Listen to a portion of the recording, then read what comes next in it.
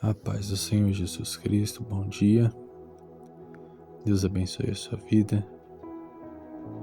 Hoje é o dia 81 do nosso propósito de leitura da Bíblia, completa em 365 dias. A leitura de hoje se passa em 1 Samuel, capítulos 4 ao 6. Como de costume, vamos fazer a leitura de um texto que está dentro da nossa leitura diária e depois quero orar junto com você. Então, permaneça até o final do vídeo para que nós possamos orar também. Afinal, somente a leitura da palavra e a reflexão na palavra não tem a mesma efetividade que a oração, porque com a leitura e a reflexão a gente conhece a verdade, e a verdade é o Senhor Jesus Cristo. Então, quando nós conhecemos Ele, nós não nos tornamos íntimos dele.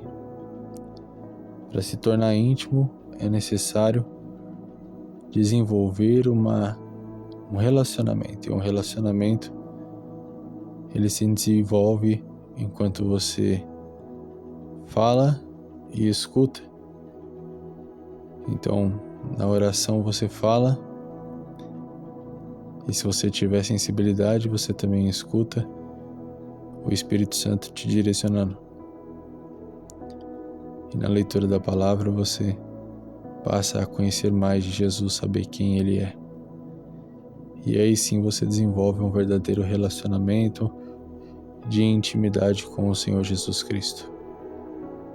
Amém? Vamos fazer a leitura do dia. 1 Samuel, capítulo 6, versículo 1 em diante, que diz o seguinte: Quando já havia passado 7 meses que a arca do Senhor estava nas terras dominadas pelos filisteus, eles então decidiram chamar os seus sacerdotes, magos e adivinhadores. Eles indagaram: que devemos fazer com a arca do Deus de Israel? Dizem-nos como havemos de devolvê-la ao seu devido lugar.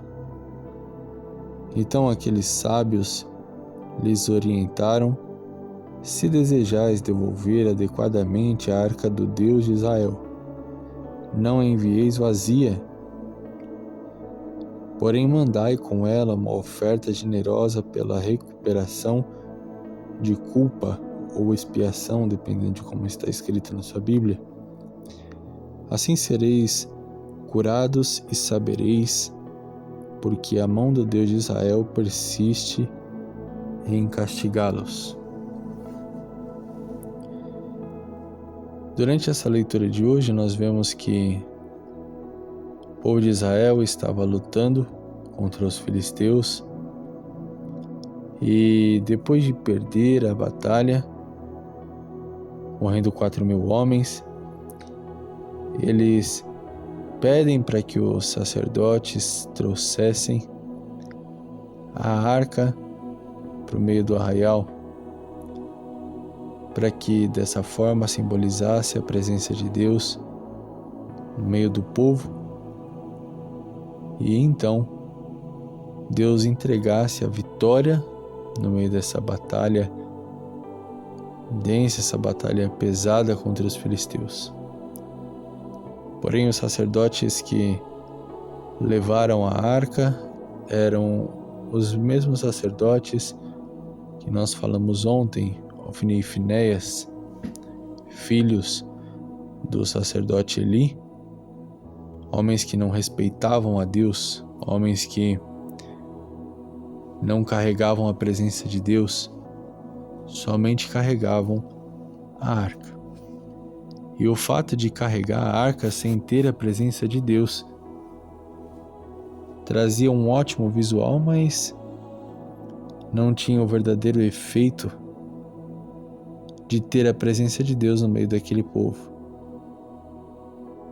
Fato que acabou fazendo Israel perder a batalha.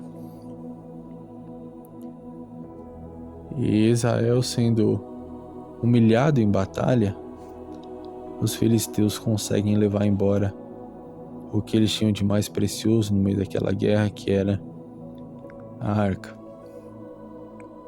Então os filisteus ficam manuseando, levando a arca de Deus para diversos lugares, colocam a arca de Deus dentro de outros templos dedicados a deuses estranhos, e a arca de Deus acaba gerando um efeito contrário ao desejado pelo povo de Israel, que era o efeito de abençoar. A arca de Deus no meio do povo filisteu traz grandes castigos. Eles são atacados por tumores e eles percebem que estão sendo castigados por Deus. Com esse grande castigo que eles têm sofrido, eles manuseiam a arca de um lado para o outro, pensando como cessar esse castigo da parte de Deus, como devolver a arca de Deus, ou até mesmo o que eles poderiam fazer com essa arca. Chega um momento que eles chegam no impasse, que é o texto que nós lemos, onde eles estão em posse da arca do Senhor durante 7 meses, e os filisteus pensam em chamar os sacerdotes e os adivinhos, a fim de questionar o que eles deveriam fazer com a arca do Senhor e como eles poderiam devolver essa arca ao seu lugar adequado. A arca de Deus, como eu já disse, ela representava a presença de Deus. E muitas vezes nós somos como esses filisteus, colocando a presença de Deus de um lado para o outro, sem o devido respeito, sem a devida reverência. E de repente nós começamos a padecer com o resultado das nossas más escolhas. E muitas vezes nós não sabemos o que fazer para colocar novamente a presença de Deus no seu lugar adequado. Esses filisteus, eles, tomando o conselho, eles recebem uma resposta muito clara e objetiva. A resposta que eles recebem é: se desejais devolver adequadamente a arca de Deus, Deus de Israel, não a envieis vazia, porém mandai com ela uma oferta generosa pela recuperação de culpa, ou, como eu já disse, a expiação. E assim sereis curados e sabereis, porque a mão do Deus de Israel persiste em castigá-los. Então a resposta que esses sacerdotes, magos, adivinhadores trouxeram para os filisteus é que para devolver a arca de Deus ao lugar adequado, da forma correta, ou seja, devolver a presença de Deus da forma correta para o lugar onde ela jamais deveria ter saído, era fazer isso oferecendo uma oferta. Então eles dizem o seguinte: olha, não envie a arca vazia, mande junto com ela uma oferta generosa pelo perdão dos pecados. A Bíblia nos diz que nós devemos entregar o nosso corpo como sacrifício vivo, santo e agradável a Deus, que é o nosso culto racional. Então, se porventura você olhou para a sua vida e percebeu que estava vivendo o mesmo quadro que eu disse, talvez a presença de Deus na sua vida não está ocupando o lugar que deveria, tem sido carregada de forma incorreta. A resposta para que você consiga solucionar esse problema, o direcionamento que o Espírito Santo de Deus tem trazido para a sua vida nesse dia de hoje, para você recuperar, para você devolver o espaço devido para a presença de Deus, para você voltar a carregar a presença de Deus da forma correta, é se entregando verdadeiramente, buscando verdadeiramente pelo perdão dos pecados.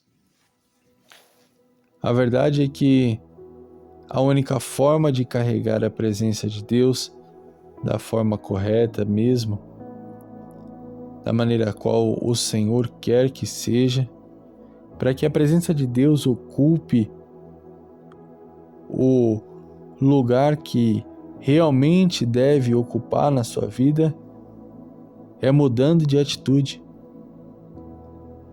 é se arrependendo dos pecados, é se arrependendo das atitudes erradas, é confessando os pecados e se entregando verdadeiramente a Deus. Não adianta pensar que vai conseguir restaurar a vida espiritual sem sacrificar as vontades da carne. Não tem como colocar novamente a arca de Deus aonde ela nunca deveria ter saído, sem enviar junto um bom sacrifício. Não tem como restaurar a presença de Deus no seu lugar devido, da forma correta, sem um bom sacrifício. E eu vou te dizer, vencer as vontades da carne, mudar de atitude, mudar de rotina, parar de fazer aquilo que te afasta de Deus, é um sacrifício muito difícil. É um sacrifício muito doloroso, mas traz uma grande recompensa. Recompensa essa que traz vida e vida em abundância. Não somente vida espiritual, mas a sua vida em todos os aspectos melhora. Você se sente muito melhor. Por quê? Porque agora o Espírito Santo de Deus direciona os seus passos. Tudo que você faz é direcionado por Deus. Lembra que o povo de Israel levou a arca para o meio do arraial para conseguir vencer a guerra contra os filisteus? E só deu errado porque Ofni e Finéias eram homens carnais que carregavam a arca de Deus de forma incorreta. Agora, se você carregar a presença de Deus da forma correta, se você for uma pessoa espiritual, eu quero te dizer que a presença de Deus, ela vai produzir livramento para a sua vida. Ela vai te ajudar a conquistar vitórias significativas nessas batalhas que você tem enfrentado, nessas lutas que têm se estendido mais do que deveria. A presença de Deus, carregada da forma correta, tem poder e autoridade para encerrar essa batalha, para te entregar a vitória nessa luta, para que através dessa vitória que o Senhor vai te entregar, o nome dele seja glorificado e exaltado, para que as pessoas possam olhar para você e temer o nome de Deus, temer a presença de Deus, respeitar o Senhor que você serve. Amém? Então, ore comigo nesse dia de hoje. Deus, em nome de Jesus Cristo, toma em tuas mãos, Pai, a vida dos teus filhos que estão ouvindo essa oração. Reveste com o teu poder, com a tua graça, com o teu Espírito Santo. Livra de todo mal.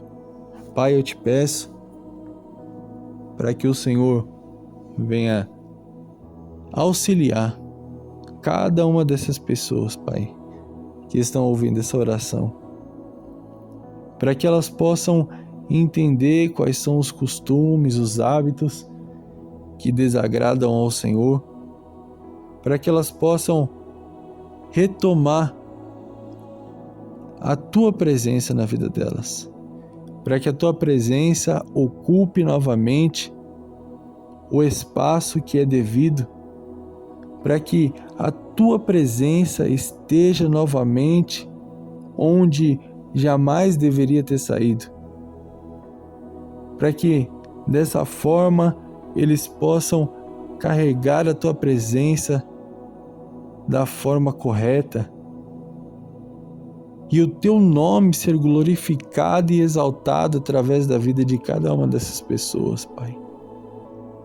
Que o Senhor dê força, discernimento, que o teu Espírito Santo, Pai, venha enfraquecer as vontades da carne dos teus filhos, para que eles possam se entregar à tua vontade, para que eles possam vencer as vontades da própria carne, para viver as tuas vontades, para viver não de uma forma carnal, mas de uma forma espiritual, para que eles possam desfrutar qual é a boa, perfeita e agradável vontade do Senhor para a vida deles, para a família deles, para os projetos, para os planos, para o ministério deles, em nome de Jesus, porque os teus planos são melhores do que os nossos, os teus caminhos são mais altos do que os nossos, e as bênçãos do Senhor não nos acrescentam dores. E o Senhor sempre espera o melhor de nós, porque os teus planos são perfeitos. E nós cremos, Pai, que nós precisamos alcançar a plenitude do teu Espírito Santo para viver o sobrenatural. Então, em nome de Jesus, Pai, nos enche com o teu Espírito Santo até transbordar, para que a gente possa ser totalmente direcionado pela tua vontade, pelo teu Espírito que nos fortalece, para viver experiências maravilhosas na tua presença. Em nome de Jesus, amém. Que Deus abençoe a sua vida. Até amanhã.